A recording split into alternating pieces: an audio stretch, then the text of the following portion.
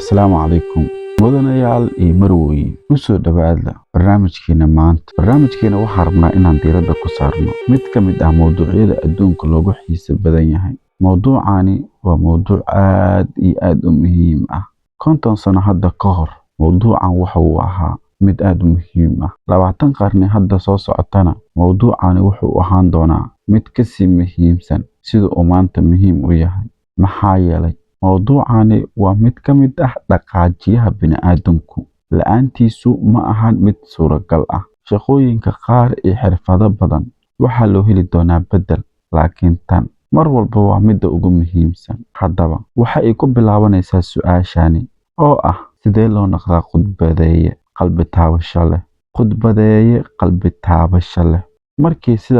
sidaas loo soo koobo waa mid aad u fudud laakiin waxaan rabaa inaan si kale u dhigo oo ah waa maxay sirta ku duugan fagaara ka hadalka sirta ku duugan fagaara ka hadalka waa maxay taasi waa tan dadka badankiisii aysan fahansanayn ee la doonayo in ay fahmaan markasta oo aad fagaaraha istaagto qalbigaagu waa uu garaacmayaa gacmahaagu waa ay dhididayaan laakiin ma og tahay xitaa khudbadayaasha kuwooda ugu waaweyn waxa ay noqdaan sidaasi oo waxa ay noqdaan kuwa baqo oo jareeyo haddaba waa sababta ugu horeysa ee dadka ku celisa kuraastoodii ay u diida in ay khudbadeeyaan haddase sidee looga gudbaa caqabadaasi waa waxa aan doonayno in aan maanta mowduuceena kaga hadalno qaybtan koowaad waxaan ku bilaabaynaa su'aal ay tahay in aad fahanto su'aashani waxay u dhigan tahay sida tani maxaa ka dhigay fagaara ka hadalka mid aad iyo aad u muhiim ah fagaara ka hadalku waa awood ku salaysan in aad dadka ku qanciso kuna dhiirigeliso ama aad u soo bandhigto fikradaadii haddaba haddii aad tahay taariikhyahan hogaamiye ama ganacsade in aad guulaysato sababteeda waxaa iska leh si aad uga dhaadhiciso bulshada waxa aad doonayso in aad ka iibiso tusaale haddii aad tahay taariikhyahan laakiin aadan aqoonin si loo gudbiyo taariikhdaasi haddaba ma aqaano waxaan kugu tilmaamo haddii aad tahay ganacsade laakiin aadan aqoonin si loo beecgeeyo badeecada aad hayso haddaba waxaad tahay wax waxba aan lagu tilmaami karin haddii aad tahay hogaamiye masiir ummadeed dusha ku sigto haddana dadka aadan ka iibin karin waxa bulshadaada dan ay ugu jirto haddaba waxaad tahay dameerkii malabka lagu rartay si walba ay ahaato qof walba waa uu baran karaa waana xirfad uu qof walba baran karo markii laga reebo in dadka qaar ilaahay u siiyey hibo haddana qof walba waxa uu noqon karaa qof si xirfadaysan u baran karo fagaara ka hadalka waxaan kuu sheegayaa 3 sir oo ay tahay in aad fahanto markii aad doonaysa in aad ka hor hadasho bulshada markii aad rabto inaad bulshada ka hor hadasho 3dan sir waxa ay ka caawinaysaa in aad noqoto qofka ay bulshada aad iyo aad u tahmiyaan in ay dhageystaan qofka bulshada aad iyo aad ay u xiiseynayaan in dhibicda hadalkiisa dhagihiisa ku dhacaan qofka bulshadu mar walba mashquulka ay ku jiraan joojiyo markii uu hadalka bilaabayo hadda waa maxay 3daas waxa ugu horeeya diyaar garowga fiican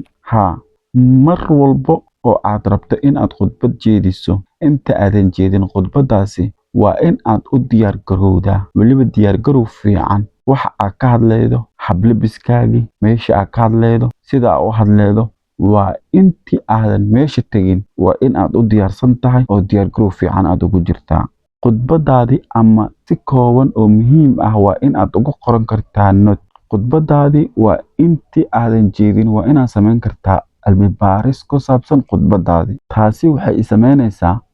kaana dhigaysaa qof yaqaano waxa uu ka hadlayo ku celceliska inta aadan tegin masraxa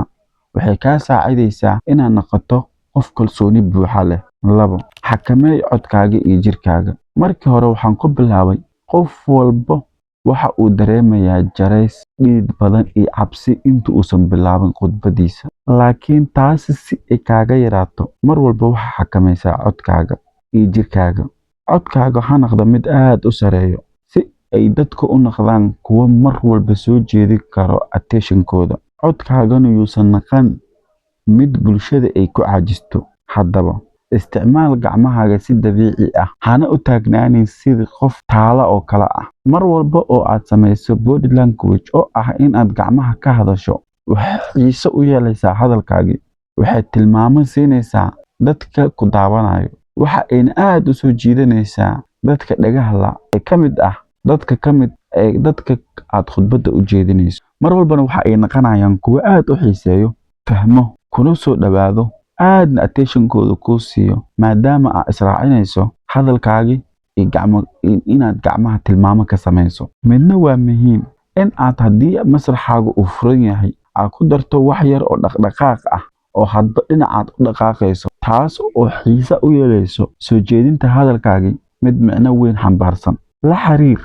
Qodobkan waa midka saddexaad. La xiriir dareenka dadka. Hadba mar walba sheekada aad soo jeedinayso ama mawduuca aad ka hadlaydo si uu xiise u yeeshto, waa in aad mar walba xiriir la yeeshataa ama aad la socotaa dareenka dadka aad u khudbadaynayso. Haddii ay dhacdo dadka in maanta dhan khudbado badan ay kaa horeeyeen, khudbadaadana ay ku socon la'dahay, si ay khudbadaada ugu socoto,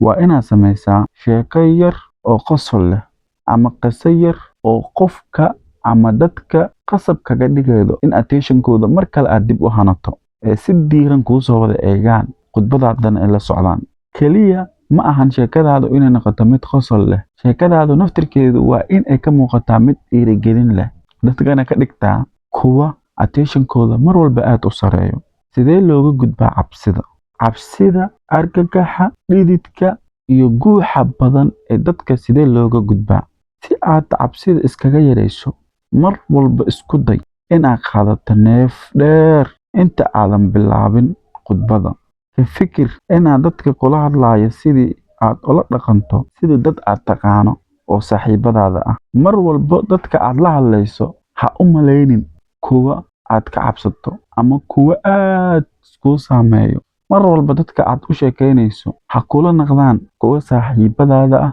ama ehelkaaga ah ama dad aad taqaano oo kale ah. Mar walba iska dhaadhici in aad dadka wax u sheegaysa ay yihiin dad iska caadi ah, aadan u arkin dad aan caadi ahayn. Taas ayaa macno u samaynayso, waxa ayna kaa yaraynaysaa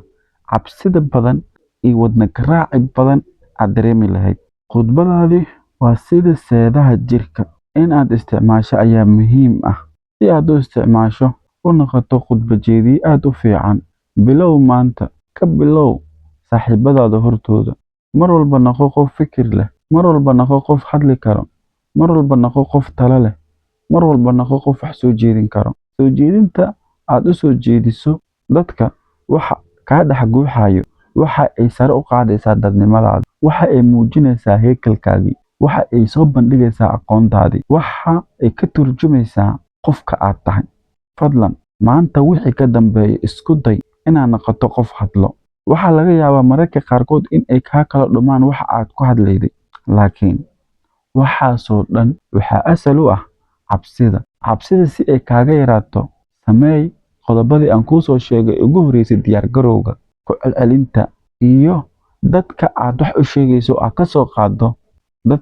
aad taqaano oo saaxiibadaadii ah oo aan macno badan iyo cabsi badan aadan ka dareemi karin. Waxaan rajaynayaa inaad mawduuceena aad u fahanteen. Intaan ku kulmi doonno mawduuc la mid ah, waxaa idinkaga tegaynaa sidaas iyo nabadgelyo.